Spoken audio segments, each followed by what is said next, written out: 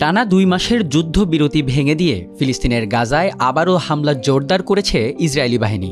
এরপর থেকে অন্তত ৫০০ শিশু নিহত হয়েছে গাজায়। এই গণহত্যা বন্ধ এবং ইসরায়েলের শাস্তির দাবি উঠেছে বিশ্বের বিভিন্ন প্রান্তে। অন্যদের মতো সংহতি জানিয়ে এবার বাস্তুহারা মানুষের পাশে দাঁড়িয়েছে পিএসএলের দল মুলতান সুলতানস। টিম ম্যানেজমেন্ট বলছে চলতি আসরে একটি বিশেষ পন্থা অবলম্বন করেছে তারা। সেটি হলো তাদের ব্যাটাররা ছক্কা মারলে এবং বোলাররা উইকেট নিলে বিশেষ বরাদ্দ জমা হবে গাজার শিশুদের জন্য গঠিত তহবিলে। প্রতিটি ছক্কা ও উইকেটের বিপরীতে ১ লাখ রুপি পাবেন যুদ্ধাহতরা। ভিডিও বার্তায় দলটির মালিক আলী খান তারিন জানান, এবারের পিএসএলের মাধ্যমে আমরা ফিলিস্তিনকে সহায়তার সিদ্ধান্ত নিয়েছি। আমাদের ব্যাটারদের প্রতিটি ছক্কায় ফিলিস্তিনের তহবিলে ১ লাখ রুপি করে দেওয়া হবে।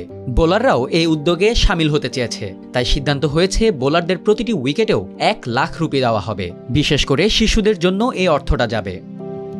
পিএসএলে এরই মধ্যে নিজেদের প্রথম ম্যাচ খেলে ফেলেছে মুলতান। ম্যাচটি হারলেও ব্যাট করতে নেমে মুলতানের ব্যাটাররা মোট ৯টি ছক্কা মারেন এবং বোলাররা তুলে নেন ৬ উইকেট।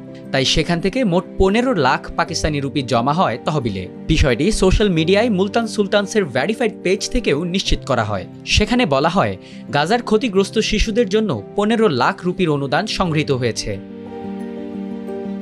টুর্নামেন্টে আরও অন্তত ৯টি ম্যাচ খেলবে মুলতান। এরপর ফাইনাল পর্যন্ত যেতে পারলে সুযোগ থাকবে আরও সর্বোচ্চ ৩ ম্যাচ খেলার। তাই সব মিলিয়ে তহবিলে মোটা অঙ্কের অনুদান যোগ হতে পারে বলে ধারণা করা হচ্ছে। পরের ম্যাচে আগামী ১৬ এপ্রিল ইসলামাবাদ ইউনাইটেডের বিপক্ষে মাঠে নামবে মুলতান সুলতানস।